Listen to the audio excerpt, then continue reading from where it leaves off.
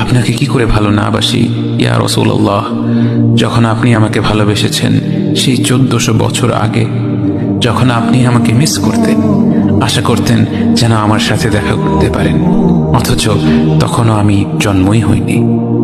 সেদিন সাহাবীরা আপনার চোখে পানি দেখে বলল, ইয়া রাসূলুল্লাহ, আপনি কাঁদছেন কেন? আপনি বললেন, আমার ভাইদের খুব দেখতে ইচ্ছে করছে।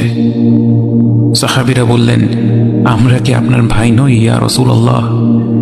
আপনি বললেন, না, তোমরা আমার সাহাবী।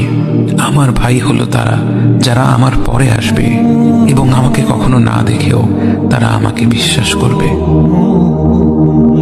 মৃত্যু শয্যায় শুয়ে আপনার অন্তরে এই চিন্তা ছিল যে আমাদের পরিণতি কি হবে।